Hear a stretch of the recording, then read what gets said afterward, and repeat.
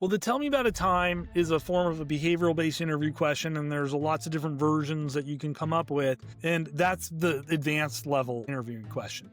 But it Okay. fits right into the career history and the success question. So when you were in that role, what was your most significant accomplishment, or how was success measured, type of question, right? And then as I'm breaking down, like, well, how did you get a 99%, client satisfaction rate, quarter after quarter after quarter? Boy, like that's really hard to do. You must have had a time where the client was like really angry and upset and frustrated. Like, help me understand, like, how did you deal with that and then still get a great, service rating, right? Something like that, right? So I would then use that as part of my follow-up question to that anchor question. And so again, it's two questions, the reference question and the other one, but all these other ones just are like help me peel the layer of the onion back and also like pinpoint on certain attributes that I want to get to. And the reason why I don't talk about those a lot is because if you don't master the first two questions, it's really hard to get value from that line of questioning. All right. Welcome back to another episode of From the Trenches, a Bering McKinley Vision podcast series we're doing. As always, remember, this is just two guys talking. We're going to be talking business. In this case, we won't be talking much technology, maybe a little bit, but we're just going to be talking business and just having a good time talking about whatever we want to talk about. It's our time together. So hopefully you'll get some good nuggets in there. If we deserved it, give us that like, that share, subscribe. If you think anything I say or Fletcher says is just way off base, or if you really agree, leave those comments below. We love reading them and responding to them. But we've got Fletcher with us today. Fletcher, you're in the recruiting world. How the hell did you end up in this crazy recruiting world? Yeah. Well, long story short, I mean, my father created these talent assessments and focused around integrity and attitude, and found myself in leadership roles my entire life and, leading teams. And I really gravitated to the idea if you get the right people on the bus, great things are going to happen inside of your organization. I got the chance to practice that. I won't talk too much about that, but that was wildly successful. I turned the worst performing business unit out of 100 into one of the top performing. I left that organization with 15 future leaders, including their number 3 $500 million organization. So not a very, very profitable endeavor time that I spent there with them. And they became my biggest client, and their CEO is my coach. But the thing that gets me about recruiting uh, is, Josh, and I think we've all been there, contingency recruiting. I need to hire a specialist. I need to hire somebody. And you go out and you hire 1, 2, 3 recruiters, and they're all going to go work for free for you, right? Okay. Until they find you that person. And that person's going to cost you 20, 30, 40, maybe more, $50,000 if you decide to hire that person that they bring you, right? Okay. This creates a weird incentive program for everybody involved. And it really often blows up in everybody's faces. So you hire me, you're going to pay me $30,000 to fill that role, open role you've got. You're not going to pay me anything, right, up front. So I'm going to go out into the market and I'm going to go search for people that fit your criteria and bring them back to you in hopes that you hire them so that I can collect my $30,000 fee. What did you incentivize me to do? Just fill the seat. Yeah. Quality is not Yeah. part of my equation here, right? Right. I'm going to bring you a resume, hopefully a human being behind that resume that you're A, willing to talk to, and B, hopefully you'll make an offer to. Whether or not they're any good for you or not is not part of my calculation. I'll All check right. the boxes. Yeah. Yeah. Well, let me ask that. So you obviously do something much different. Any chance you're a little skeptical? Any chance that it really works well, but you're trying to find a niche to say, let me find this, traditional model that's deployed hundreds of thousands of times every month across the United States and probably around the world. Any chance that you're just overly skeptical? Well, I don't know. I know a lot of entrepreneurs. I know a Yes. lot of people who have engaged in this model. And I know maybe 10% of them who are like, I found a recruiter I use all the time and I love working with them and they're amazing. And I go back to them all the time. In fact, the story is almost the exact opposite of that. They fucked me, Yeah, right. Right. right? I paid a bunch of money and we went through this whole process and they were really pushy and they really like kind of pressured me into even interviewing them or into making an offer and they negotiated and got the candidate to like their salary up there and I'm pretty sure they coached the candidate on everything that I wanted them to hear and the person worked for like 4 months and then I fired them or they quit and the guarantee was 60 days or 90 days and that was it. I was done. So everybody gets burned in that scenario. So the employer is like out a bunch of cash. That's just the fee that they paid the recruiter, but they're also out like 3 months, like say it takes 1, 2, 3, 4, 5 months to fill that role because roles don't fill themselves often that quickly many times. Some, will, but most don't.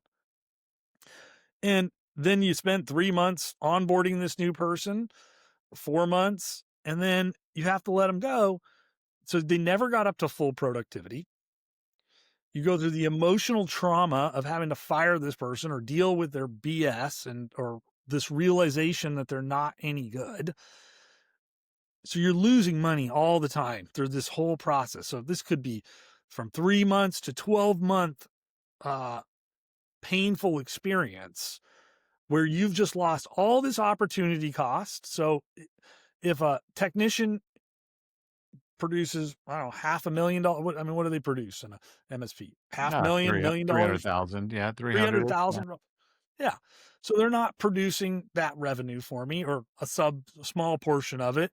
You're losing hundreds of thousands of dollars, or you're burning out your other staff, or you're unable to say yes to new clients because you just don't have the capacity, right? So you're losing tons and tons of money. You're losing this emotional equity with your team and yourself. And then that candidate, I mean, look, as much as we like to like bash bad employees, it's not good for them either, right? Like they're going through their own emotional trauma and their career is sort of being derailed where they should have been deployed into some other environment where they probably have a better chance of being successful, right? And then everybody hates the recruiter. So, employer hates the recruiter, the candidate hates the recruiter wonders why the employer hates them. So everybody now hates each other and everybody's out a bunch of money and emotional trauma through this Yeah. experience. Like, so this is what's wrong with the traditional model. And again, I don't meet very many people who are like, oh, that model works amazing for me. So I love that. I love that you say that because I think that's, this is your world. I'm barely a guest in it. So that kind of like statement of, hey, I know a lot of entrepreneurs and I know a lot of relationships they've had with recruiters and people are not happy. Like to me, that says a lot. From my vantage point, a small business owner, have never used a recruiter, mostly because I'm too cheap. But I see my clients use recruiters quite often, and I never really thought to ask like how'd that go for you. I've already have a poisonous kind of attitude towards recruiters, but talk to me a little bit about the story of a company like myself, maybe 10, 15 employees, usually hire, two people over any given 2 year, 3 year period. Am I safe to just kind of do my best? And why, if I haven't used a recruiter, would I use like a service like yours? This sounds just to the audience. This sounds like a bullshit kind of setup question. It's not. I'm genuine. I really want to know, like, I get terrified of spending, $75 a week on an Indeed ad. Like spending Yeah. real money at that something I'm always like, I'll do the best I can. Help me through Yeah. that. Well, and then sometimes you end up in a situation where you're like, okay, well, I only got 5 applicants. So I'm going to choose from one of those 5 applicants. And then really what you're doing, you're either getting very lucky with one of those Right. 5 applicants or you're choosing from the best of the worst. And so that's Yes. not a great scenario to be in either. or you're dragging the process out longer than it needs to be to take in order to fill a role. And again, that's an opportunity cost problem, right? If you know that somebody's going to produce revenue and you don't hire anybody in your company that doesn't produce revenue, that they're a production person, like a service tech, help desk support, whatever. I mean, all of those people, without them, you don't generate revenue, right? Or you're capped at how much revenue you can generate. You know, salespeople, the equation's a lot easier. I got $1 million quota. Every day you don't have that salesperson out there meeting that quota, that's the $1 million you didn't earn, right? So you can go through this equation however you want, right? But time is money in this sense.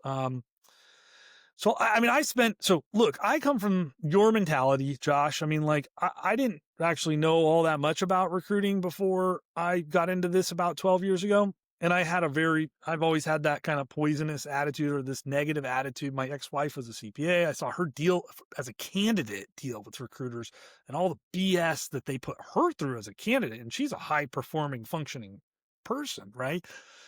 And then I hired recruiters when I was in the commercial dish machine business to help me hire people, and I just remember that experience not being really positive either for me as a leader, and it didn't really go very far. Like I never even hired anybody. Like just the experience of dealing with them was like bad.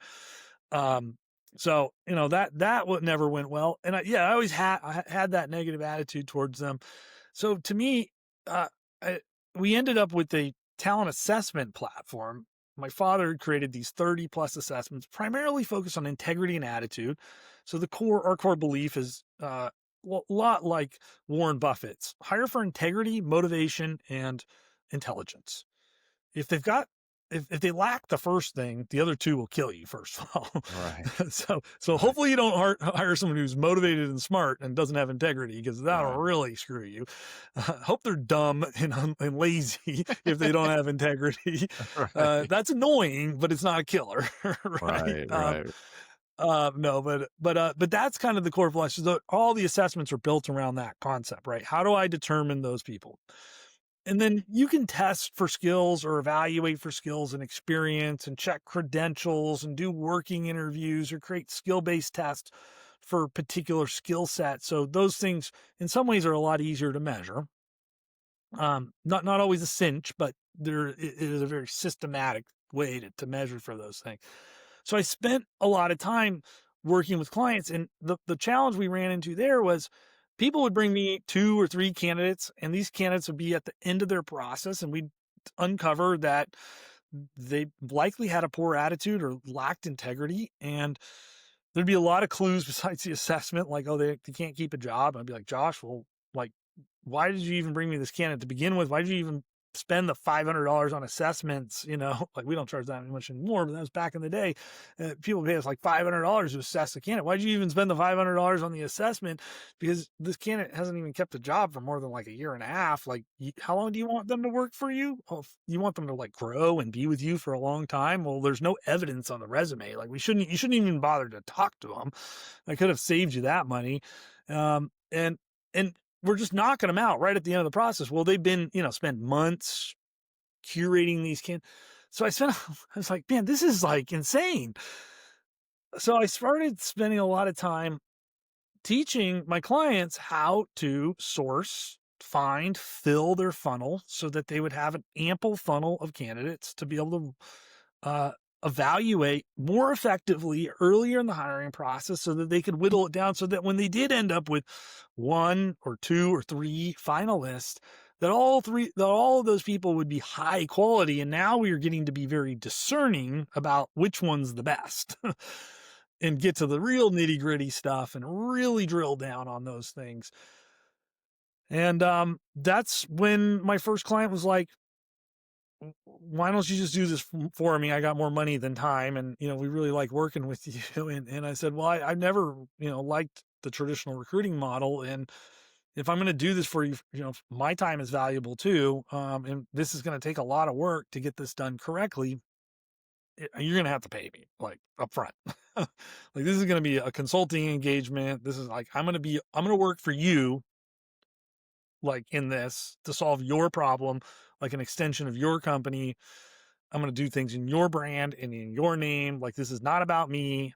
This is about you getting the right person. And that's another big piece of this. Recruiters work in their brand, in their name, and they're branding themselves to both parties. Like that doesn't make any sense, right? A talent wants to go work for you. They want to know about you, about your company, your culture, your people. Like, why am I in the like? If a third part, why is a third party recruiter in the middle of that, right? Branding themselves and talking about them and what value they bring to the equation. That just makes no sense to me, right? Understood. So he said, yeah, and I fell into recruiting that way. Understood. So let's kind of break down the process a little bit, and I'll use my kind of amateur voice at this, and then you kind of layer it in because I think I probably represent a lot of folks that hire on their own. It's, I got to have a great job position, great job description. From that, I need to write a great want ad, for lack of a better word. Then I've got to, kind of find my minimum criteria. So when people are applying, I can sift through them a little quicker. And I got to have an offer letter and I have to have that onboarding plan. As we go through that, I think in this, pretty basic terms of I'm going to go through 3 interviews. Now, my first interview is going to be 15 to 20 minutes only because I don't want to fall in love with you, but I want to sell you on the opportunity. Now, my second interview is going to be the real meaty one where I'm understanding your skills and what you want, and hopefully you'll have some great questions. Then I'm going to do that final one, which is kind of the offer final interview that if it goes well, I'm going to make you the offer on the spot.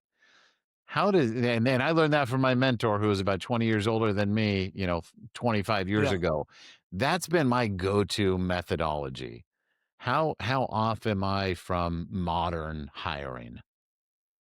Well, you're pretty close. And actually, I don't believe much has changed in best practices in hiring. I think some of the tech and some of the noise out there has sort of cluttered or, made it feel like it's different, but it's not really all that different than it was 100 years ago, frankly, Sure. or 50 years ago.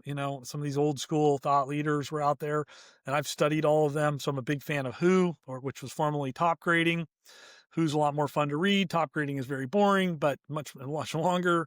Big fan of Lou Adler and Hiring with Your Head. So these are people who influenced me. My father, Hiring Talented Team Players was his book, and lots of other content and things that he had created and shared with me and sort of pounded in my head since I was like a little kid. But That's fun. yeah, but so the first part where you said is so spot on, right? Like really well, first, the one thing I'd add to that is there's an exercise, boring exercise, it sounds like. It's called a job analysis, and Okay. it's like really sitting down and analyzing what it is that this person does, what does good look like, and how is success measured effectively, and like what do they do. So job description is like, that's now we're starting in a description, like how do they do those things, what do they do that gets them to good. But most people forget to measure what good looks like or even define good very well.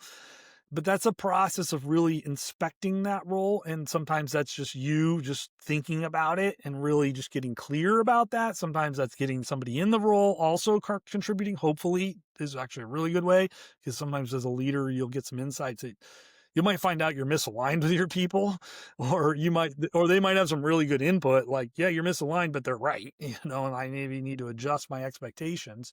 And then that goes into the description, which I would rather call a performance-based job description. That's Lou Adler's concept.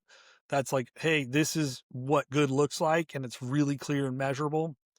And then it gets into, yep, there's a difference between a job advertisement and a job description.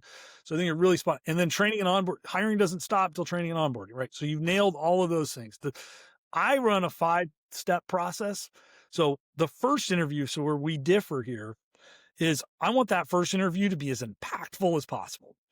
Now, for people that are in high demand, say the $100 million checks Mark Zuckerberg's writing to find machine learning people. And in the MSP space, there are some really hard to fill, like some of the cybersecurity guys, some of these really, really, really technical, like people can be definitely very difficult and in high demand. And there's maybe fewer of those than your traditional help desk support technician or what dispatcher or somebody, where there's, a lot more of them.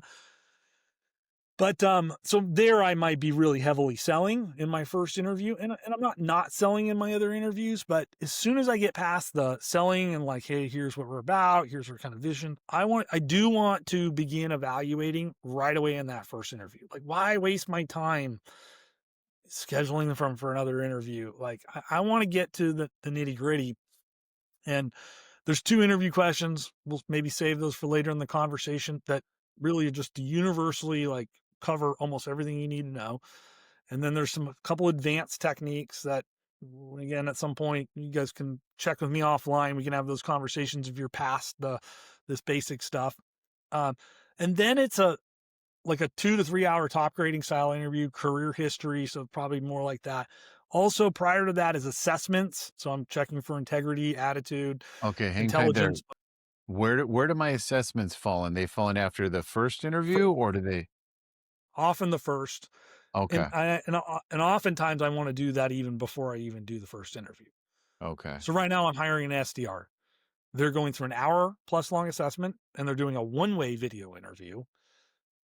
And then I look at their resume, and if they've done well on the assessments and the resume looks good, then I look at the one-way video interview. And sometimes I look at that and I go like, no. And I'm like 2 minutes into that, I'm like, I'm out of here, right? All right, hang tight with me because I'm digging this. So in the you got this kind of packet as the person starting the hiring process. The first thing you're going to look at is the one-way interview The before you assessments. even The you're assessments. going to look at assessments, then one-way video, and then the Preferably. rest. This is my preferred. It doesn't always shake out Okay. this way. So Sure, if sure, it's, sure. if I need to do a first interview to get them engaged, then I go assessments and then I go in-depth interview. But if I can, and I think in the MSP space, you can really pull this off for a lot of your frontline, run-of-the-mill roles with a good marketing plan and a good, talent sourcing plan, you can fill that funnel pretty well with qualified people who have experience doing the job, who have, they check the boxes. This is where the recruiter stops.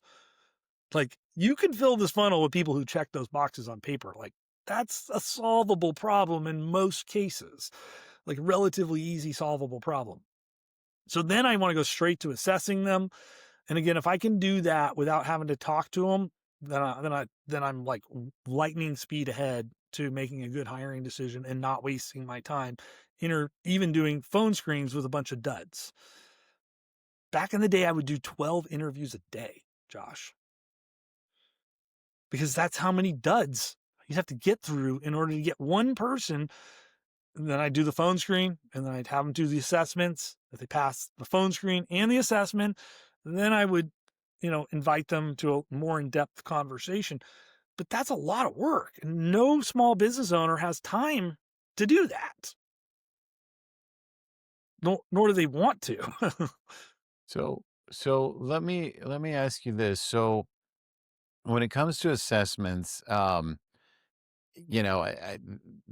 kind of fell in love with DISC as many people do, and I kind of put it on this pedestal of, if I know how to read that disc, if I'm interpreting it correctly, and I've kind of come up with like my ideal disc profile for that particular role, I'm gold. But I think with the assessments you're doing, they kind of go a little deeper or look at it a little bit differently. Can you talk a little Yeah, bit well, about that? this doesn't measure integrity and attitude, Oh, period. that's what I'm thinking. Yes, yes. And frankly, personality has some of the smallest correlation on the job success. Um, Highly conscientious people are in the disc profile, the C people, right? Especially in MSP, because you do have very technical work, that does matter, and so is important. Like, I don't want to hire an S and put them in as a technician, support tech. Like, as a salesperson, like, okay, I could deal with that, right? But you don't want to make that mistake. But I don't. I mean, I've assessed so many people, like, the service techs are usually C's and the salespeople are usually, I's and D's. Like, they know where they belong. They don't apply to the wrong job typically, right? So it's a much, like, it's like I might do it and I'm going to use some personality testing in the assessment lineup, but it's just rarely going to move the needle in terms of like eliminating people. And most DISC assessments are not validated for pre-hiring either, so I have to caution people on that. There are some like ours, but and a few others, but many are not. So you have to make sure you use the right kind of DISC assessment, because if I'm trying to get a job, I'm highly prone to tell you what you want to hear, and there's this sort of high stakesness to an assessment. So assessments that are used in pre-hiring have to be good at dealing with that, and that takes a special design in order to detect liars or fakers or people who are exaggerating and things like that. But integrity and attitude being kind of like the cornerstone, and that is the sixth most predictive thing you can do in the hiring process by science.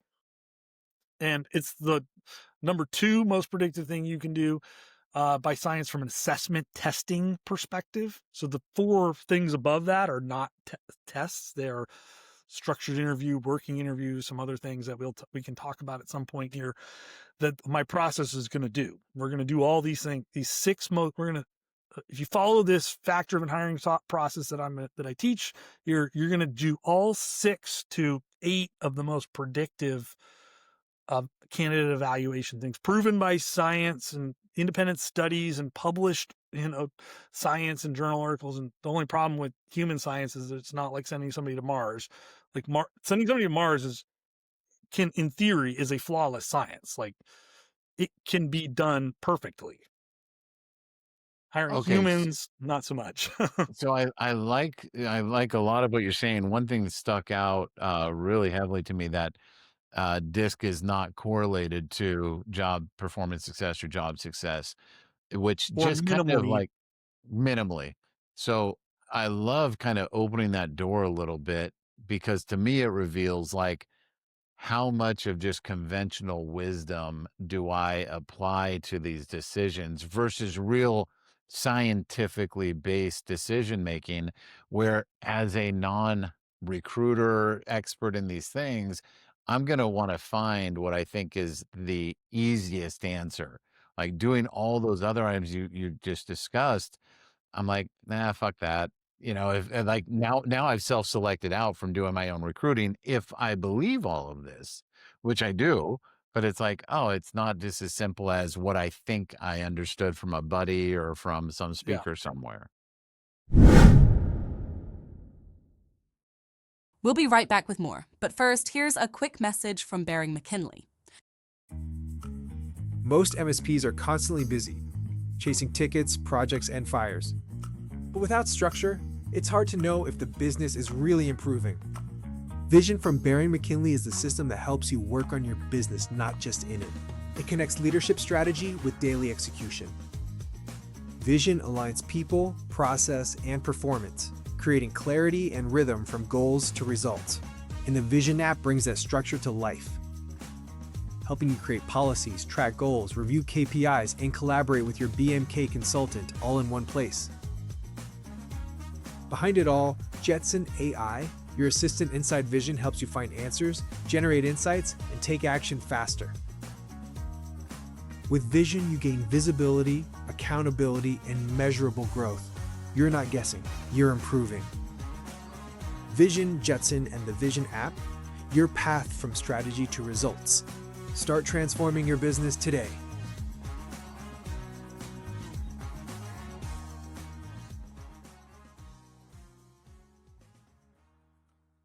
All right, let's get back to the conversation. It's easier said than done, though, Josh. Like, For it's not sure. that hard to do it the right way. It is a set of habits, and you're gonna have to develop some behaviors and some things around this. But you do that first interview. Yeah, part of that is selling, engaging. Second piece of that, I'm really jumping into significant accomplishments and references from previous direct supervisors right away. That tells me within 5 minutes of meeting most people, I'm asking them, Josh, who's your previous supervisor? And what was their name? And will they hop on the phone and talk to me if we get further down this process? And the answer to that question tells me so much about a person. It's either a hell yeah or excuse. And I don't care what the excuse is. It's no good. And we don't have time to talk about all of them, but, and then assessments, again, we're using cognitive assessments, integrity assessments, so intelligence and integrity, right? And behavioral assessments that help us detect motivations. And then applied emotional intelligence, typically. So people, communication skills, think that when you think about applied emotional intelligence. All of those very, helpful, predictive tools. And then we're getting into that top grading style, career history style interview, which is focused on measurable achievements, more references from previous direct supervisors. And these are considered structured interviews if we execute them in a structured way and we practice them. And again, they're focused around 2 questions. What was your most significant achievement in that role? And in a career history, I'm going to walk you through, in theory, your entire career history. In that role, what was your most significant achievement? In that role, what was your most significant achievement? In that role, how was success measured? How did you perform in relation to it? In that role, what would your boss say about you, right? So I'm asking effectively the same question throughout your entire career, and I'm going to dig into the details on that. I'm not going to take any superficial answer. I'm going to who, why, what, when, why did that matter? Give me the details. Each one of those questions turns into a 10-minute conversation potentially, or maybe longer. And that's why these interviews take 2 to 3 hours ultimately. And they're natural though.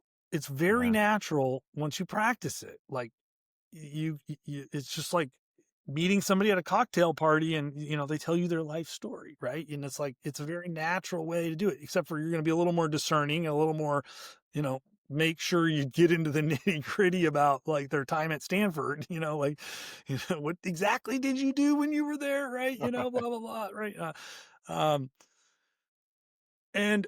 But that's considered a structured interview. And if you're using a candidate scorecard, so you've done the job analysis and you created the performance-based job description, the other derivative of that exercise is here are the 5 attributes that I'm looking for in my next hire. And everything is filtered back through that lens. That's your North Star. So everything that you're telling me in this interview, I'm going like, yeah, evidence that he did that, evidence he did that, no evidence that he's like that. I better be concerned, right? And that in itself, following a structured, proven process that's inspecting past performance, checks 2 boxes, which is called empirically keyed biodata, which is like some crazy scientific term, and structured interviews, not less scientific. But those 2 things alone, if you're 50-50 in hiring, can move you from 50-50 to 65 to 75% success. Interesting. And then the assessments can move the needle another 10 to 20%. And that's how you start getting to 90+% accuracy in predicting on the job success. We're going to stay here a little bit, but I'm going to change some of the context a little bit. So and I'll tell you the question, but I'm not going to ask it yet. It's like, how well do people really answer some of these questions about your most significant achievement? We're not going to ask that yet. As I think about, and it's been going on. I'm an old man now, so I remember when millennials were coming up, and the clients are like, "Oh, the millennials are terrible," and now they're talking about the Gen Zs are terrible, and whatever this Gen Alpha is, we have no hope for the world. Whatever these things are, where they just kind of, and I'm sure the baby boomers are saying the Gen X's are terrible, Yeah. and They did. whatever. Right? How much weight do you put on that? And then second question is, how does these really tough questions like tell me about your most significant, accomplishment, does the generation of the person inform their willingness, interest, ability to answer that question? Well, why wouldn't you want to brag about your accomplishments? And if you don't have nothing to brag about, then and therefore you're unwilling to give me a meaningful answer, or you're going to BS your way through that answer, then I don't want to work with you. Like, I'm a high achiever, Josh. Like, I mean, I win. Yes, Like, yeah. I don't want to hang out with anybody else who's not a winner. So I love that, but if I'm sold. I'm in on asking that question. Now I'm just playing it through in my head, and I'm thinking, okay, if I'm hiring level 2, 30-year-old technician, male. I'm going to be I might be pretty, introverted. I may not be the best communicator. And you asked me that question, and I'm going to freeze. I'm going to say, I don't know. I answered a lot of help desk calls one day, and everyone else was too busy, and I did the most that day. I'm going to struggle to come up with that answer. And especially if I meet a lot of the attributes we might assign to, one of these name generations. Am I the hiring manager? Am I just making excuses for the person and seeing what I want to see, maybe? Well, yeah, you definitely are when you start to have that attitude, Josh. Yeah, yeah, which No, is me to but the core, right? but I want to address that because you gave the perfect example. So first of all, introverts are terrible interviewers in the sense of like, they're not super personable. They don't tell jokes. They're not like, animated. They're not not very, always very great communicators. I can accept that, to a degree, especially depending on the role. I don't need you to be like, this amazing orator or anything like that. That's not like what I'm hiring you to do. I need you to be good. Communication is not always about what you say or how you say it either, by the way. It's, and we can pause on that because it's a whole nother rabbit trail of a conversation. But so I have a lot of respect for introverts because I'm an extremely high D and extremely high I, and everybody around me tends to be like very high introverts because we complement each other really well. But I definitely work really hard to not pass bias or judgment on them and just respect them for who they are in that sense, because they tend to be very, very high performers because they're very conscientious and very detail oriented, and they're very discerning and critical thinkers and problem solvers, and like they're very talented individuals oftentimes. But they're not automatically, not just because you're an introvert, you're all of a sudden you're Right. talented. But I mean, many of them are like extraordinarily talented though, in these really crazy, creative, like detailed, technical kind of ways. And boy, you got to respect that, right? So you really want to go to great lengths to just assist them and to not give up on them when they're struggling in that line of questioning, right? So you can ask follow-up questions like, well, how did they measure success, right? Oh, it's a 95% client satisfaction score. Like, okay, well, that's good. Well, how did you score, typically, and how did you evaluate against the metrics against your peers, right? Like, so you can help them dig out some of those accomplishments if they're, uncertain or too humble or uncomfortable so I definitely want to help them. And by doing that, right, by giving like, hey, how was success measured in that role? So it's another way of asking the same question, essentially. I What understand. metrics were you evaluated on, and how did you perform on those metrics, and how did you perform in relation to your peers? And so is the reference question. So, Josh, can I speak to your previous supervisor? Who was that? The chief operations officer of the last, MSP you worked for? Great. What was his name? Gary. Okay. Can I talk to Gary? And you're like, oh yeah, Gary and I really, we really worked well together. And yeah, I think he would hop on the phone with you and say, oh, great. Like, what should I expect him to say about you? And say, well, I think he really liked me. And, like that's another way of drawing out that success out of them, right? Now, okay, so that's okay. So, man, Fletcher, I'm overwhelmed with like thoughts and questions. So, uh, how much weight do you put, and we're going to talk about that calling the referencing in a minute. How much weight do you put on these generational kind of stereotypes or observations? Well, I'm a millennial, and all of my friends that I went to college with are all millionaires and have all been doing their job and their career for a very long time. And and you know they're not job hoppers, and they haven't switched careers. And if they have switched jobs, it's been either growing within their role in the same vertical or same sector, or if they do move, they move to another organization in a similar job, and they're kind of growing within that. And but they're definitely not like job hopping even then, right? Right, And right. and if you think about, I mean, anybody who's listening to this who's successful, or maybe a Malcolm Gladwell fan, I mean, I just try to have think about my own experience here. Like, I mean, I'm still learning. I'm still getting better at my craft every day, but it takes time to fine tune your craft, right? I mean, I got 12 years of just this, and I did this 10 years before this as a leader within functional organization. And then I spent 12 years just helping companies and doing it for them, or helping, assisting, and teaching and educating them on this. But man, I've gotten exponentially better over this time, and that's just time, right? Practice and reps, right? So, unfortunately, if you think about it, for bet, I, I don't buy into the generational thing that much. Okay. I think there are A players in every generation. There are young people who are absolute studs and studettes, like they are just rock stars. I mean, these machine learning people that are building, AI these days, they're not even 30 years old, man. Right. I mean, so I just don't buy it. And they're human beings are born to try to build and be successful and to grow and to push their skill sets. It's in our DNA as humans. And so, you know, Okay. the A players are on a bell curve that only 1 out of every 10 people.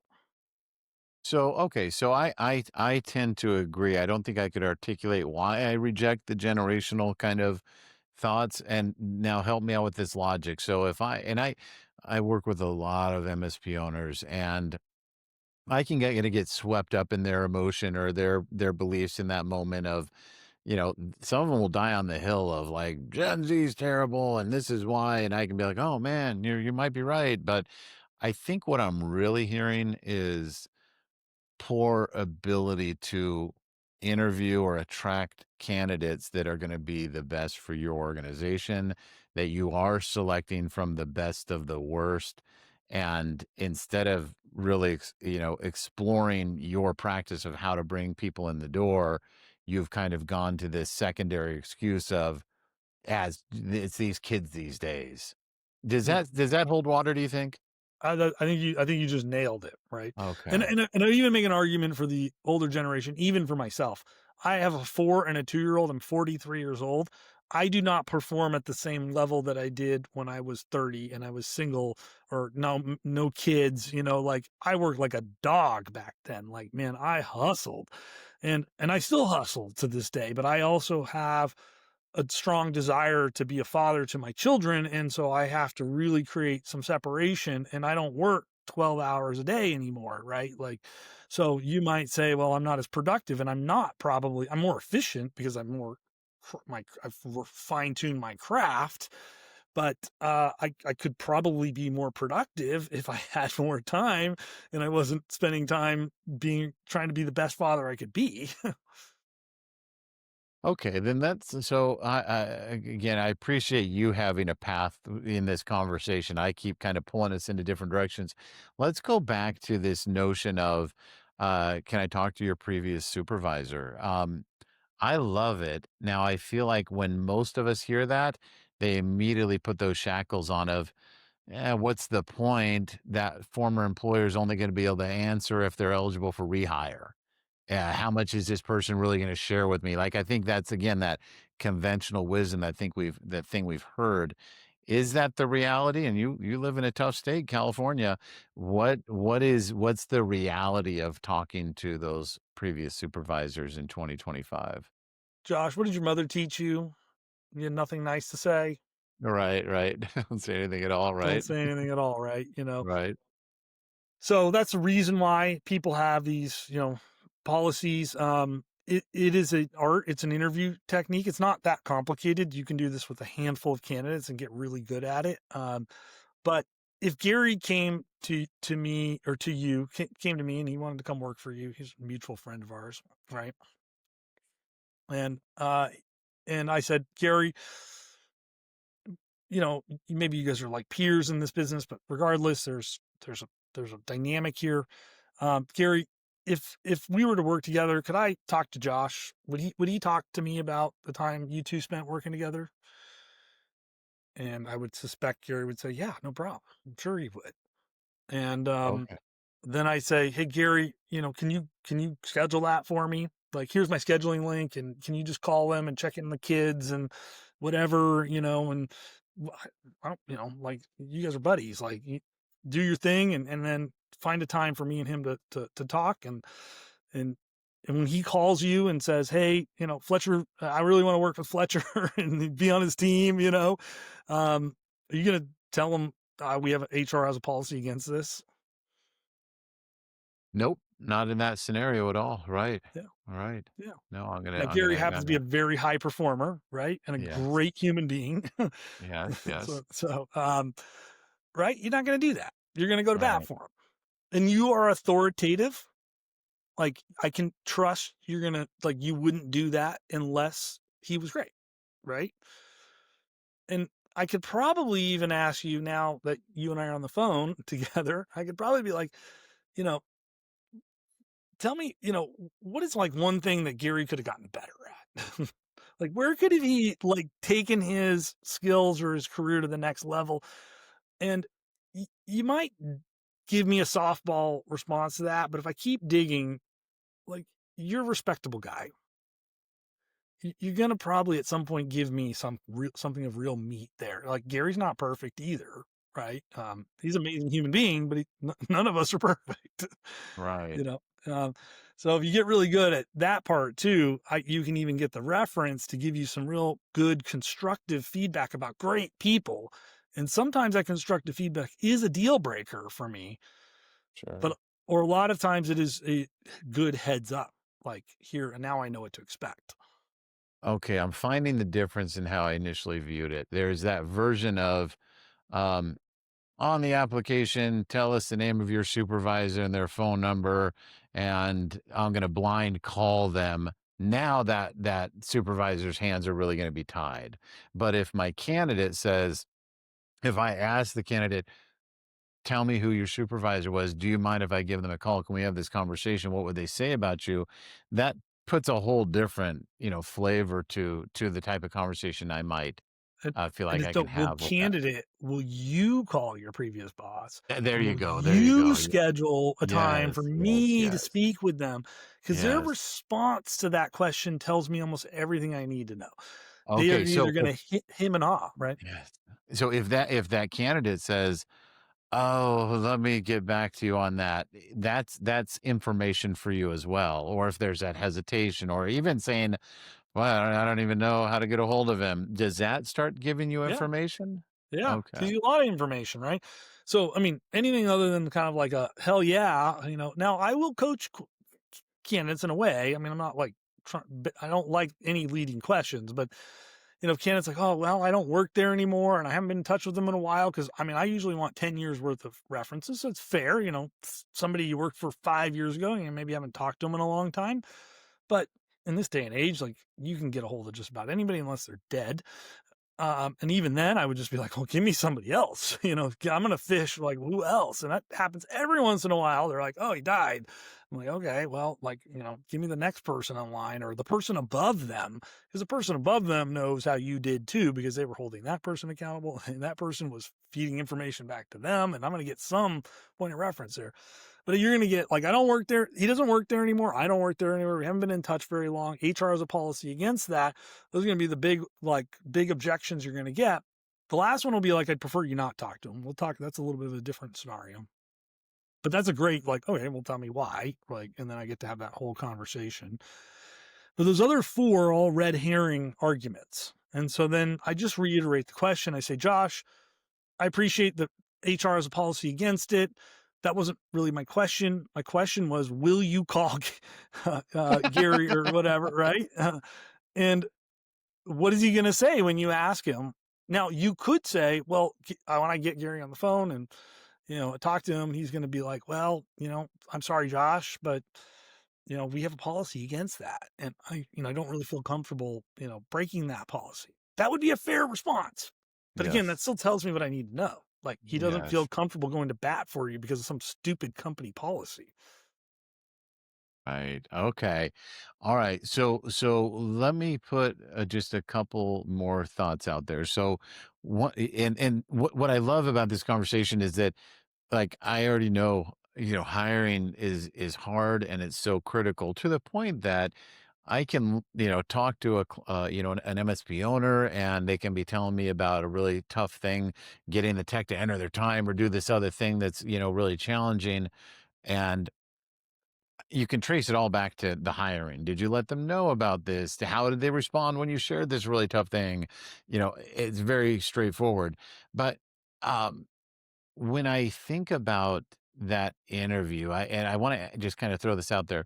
There's two things that I like to do, but I want to hear that they're, if I'm misapplying these things, it's um, the tell me about a time questions. Like those are kind of my anchor questions. But then as the occasional hirer myself, I kind of look to it to say that very last thing I'm going to do with that candidate is try to talk them out of the job. Right. I will say these things, and I'm not sure I'm right. I'll say things like, "Hey, by the way, at here, you got to enter your time as you go, and your time's got to be submitted by Friday at 5 p.m. And listen, that may not be for you, but if you start the position and you don't do those things, I'll listen to you. I'll hear you that you don't want to be here anymore and you don't need to bother coming in Monday. Are you sure you still want the job?" Like I say it a little bit playfully, but I'm really kind of probably over exaggerate the point. What do you think about those? Tell me about a time, and then that level of kind of like frankness about some of the expectations of the role. Well, the tell me about a time is a form of a behavioral based interview question, and there's lots of different versions that you can come up with. And that's the advanced level interviewing question. But it Okay. fits right into the career history and the success question. So when you were in that role, what was your most significant accomplishment, or how was success measured? Type of question, right? And then as I'm breaking down, like, well, how did you get a 99%, client satisfaction rate, quarter after quarter after quarter? Boy, like that's really hard to do. You must have tell me about a time. You must have had a time where the client was like really angry and upset and frustrated. Like, help me understand, like, how did you deal with that and then still get a great, service rating, right? Something like that, right? So I would then use that as part of my follow up question to that anchor question. And so again, it's two questions, the reference question and the other one, but all these other ones just are like help me peel the layer of the onion back and also like pinpoint on certain attributes that I want to get to. And the reason why I don't talk about those a lot is because it's if you don't master the first two questions, it's really hard to get value from that line of questioning. And so practice those other things first, get really good at those, and then you can start to leverage those other questions you're talking about more effectively in a more meaningful way where you get more data from asking them. Because a lot of times people will give you like hypothetical answers to those, and I hate that. That's just bad. So, and it's because they're lost because they're not in the right context. So I'm giving them the context as I go through their work they did at that role. I'm saying like, well, in that role, in that scenario, you must have, right, give me some context there Yes. or scenario there. So that's on that piece. The last Okay. one was talk them out of it. Yeah, I don't have a problem with talking out of them. So the last piece reference. So we go first interview, significant achievement references on like the most recent work. I'm going to just get the kind of the real quick, and I can do that real fast in a 20-30 minute interview. I'm going to assessments, and then I'm going to do this deep dive interview. Maybe it's young candidate, maybe an hour and 15 to a more senior candidate up to 3 hours. I'm probably talking about maybe for an executive, for a mid-level professional, maybe a couple hours. And then I'm gonna like begin to check the references. I may not get through all of them, and I'm gonna do a working interview as my final step. And so in the working interview, that's like I bring them in and like here's 2 tickets. Deal with those, and like why don't you go meet Gary in the office and like the dispatcher, and like why don't you hang out with these other people? Why don't we take you out to lunch and get to know each other on a personal level? And in those conversations, I get to have some of that. Like here, let's review the job description, the expectations again, because we haven't maybe talked about, because in those first 2 interviews, you barely talk about that stuff, frankly. Like you usually don't have time. You're usually not. You're too busy either selling them on the job or trying to figure out if you think they're any good. So I get like a full day, worst case, a half day or 6 hours, like, 4 hours and a lunch with them. And that's where I'm going to make time to maybe do some of that. But I'm also going to show them. Like, I'm not only just talking through the job description. I'm like, here, sample the job, talk to other people doing the job, let's talk about what's expected of you. It's almost like day one. And, many of us, it's happened to me plenty of times probably, is, how many people after day one, you're like, oh man, I made a huge mistake. Or they are like, oh my God, I made a huge mistake. And they like, I mean, how many times people have told me that that they've had new hires leave and not come back after lunch the first day. Yes, yes, yes. you know, Yeah. Interesting. Okay, very good. So Fletcher, so I think we put a lot of meat on the fork for the DIYer, the person who feels comfortable enough continuing their own hiring and probably heard some good tips to maybe add to their tool set. But let's kind of switch gears and again, folks, we're not trying to sell you anything, but we are going to hear about, how does Fletcher flip that recruiting model sideways or on its head a little bit. So Fletcher, tell me a little bit about Discover and how you guys, bring services of recruiting to your clients. well, it comes from these two philosophies. Like one, so this is a 4-hour workshop that we just talked about. And right, I just did this for 2 Vistage groups this week. I was telling you when we were getting started, right? Um, So I really am a champion of just like, I want to teach you how to fish, but the reality is sometimes, we need help doing that, and it's just not worth it. I got more time than money, or, I'd like the assistance and I want to bring in the professional to help me through that. So that's kind of one of my core philosophies. And the second piece is because I'm so anti those big fees. Like I think that just creates this dynamic in the equation that just sets everybody up for failure, and it makes it so painful when it does fail. Like, I want to de-risk the entire thing. So we created discover.ai after, 10 year or I don't know, 8 years of experience. We started building the platform. It went on alpha in like 2021, 22, and came out of beta late last year. And I mean, we've been just eating our competitors' lunch. So all of our other, applicant tracking systems out there, the people are leaving those platforms for our platform. And I never actually thought that was going to happen, by the way, Josh. I was like really Oh shocked. yeah. I like Right. our go-to-market strategies, and we're just going to go after all the people who don't have these tools. Right. And I was like, but no, they're like leaving the competitors. So we built the platform to support everything that we just talked about. It helps doing all these things a lot easier. And we also take that educate first approach. It's one of our core values in our organization. So people can come to me and they can have this conversation or pinpoint a particular part of this conversation for free anytime they want.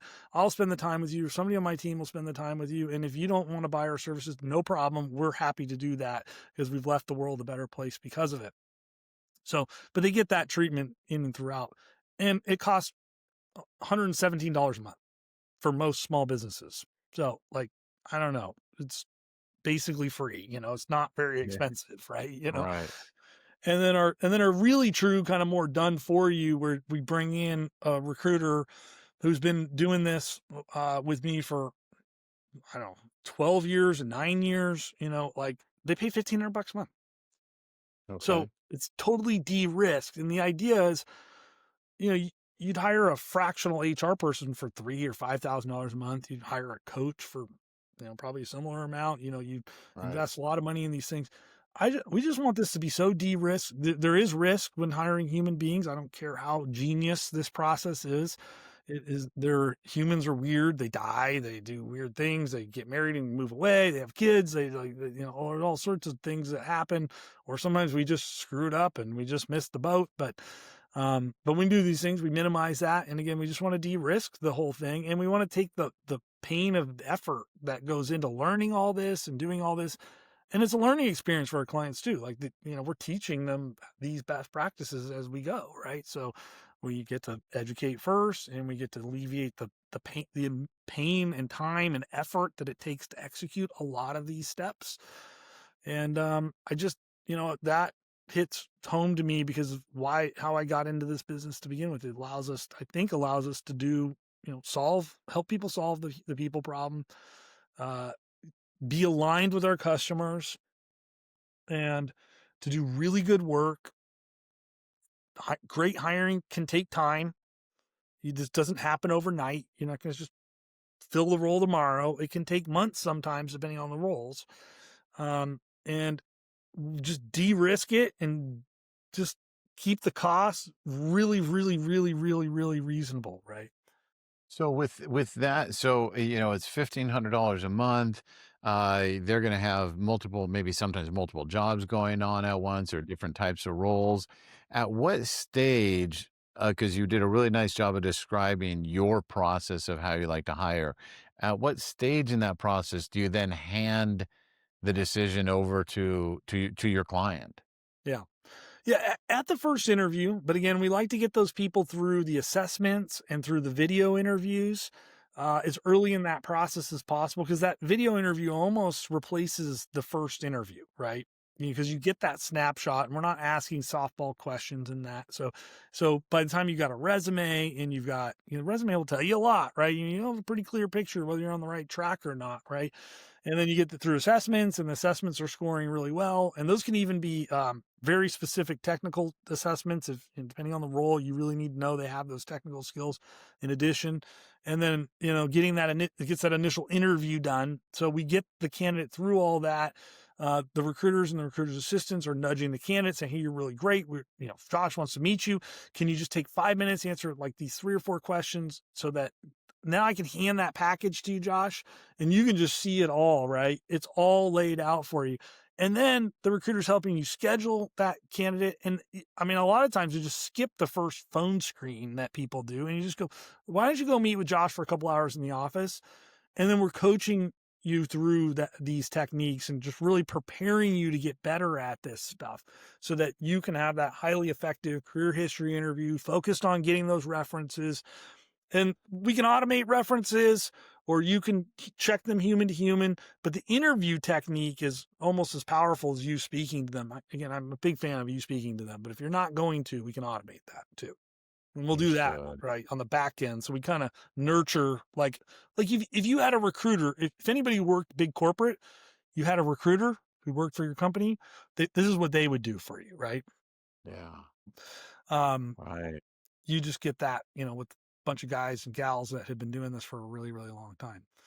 That's awesome. That's really cool. We all get so in the trenches in our business, and we probably, what's that Dunning-Kruger effect, and I'm really good and I'm using the evidence of the one guy I hired 6 years ago and ignoring the 7 bad ones that I hired, and think I'm really good at something because I'm just in it.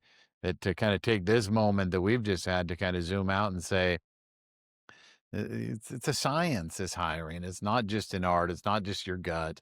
There's a lot of things going on, and a lot of us amateurs are playing the game of hiring, and we're probably not playing it very well. So I really appreciate that you have that service, and I know I've learned a lot from you in the times that we've spoken so far. Yeah. So Fletcher, thanks for coming on. I really appreciate it. Where can people find you out in the world? Yeah. So discovered.ai or discoveredsearch.com for that kind of low cost fractional type of service. I'm on LinkedIn. So Fletcher Wimbush. I am blessed with a very unique name. Not Fletcher Peterson, but that's pretty Yeah. unique too. Okay, my And, boy. but yeah, you can Google me. You can find me on LinkedIn, or Fletcher at discovered.ai is an easy way too. Absolutely. Fletcher, thanks for all of this great information. Everyone else, thanks for sticking around and listening to this conversation. If Fletcher's full of shit, if I'm a dummy, or if we're just both awesome and smart, leave a comment. Let us know where you agree, disagree, your own experiences. We want to hear from you. We love reading those comments, and we'll respond to them as well. Thanks again for joining From the Trenches, Fletch. Thanks.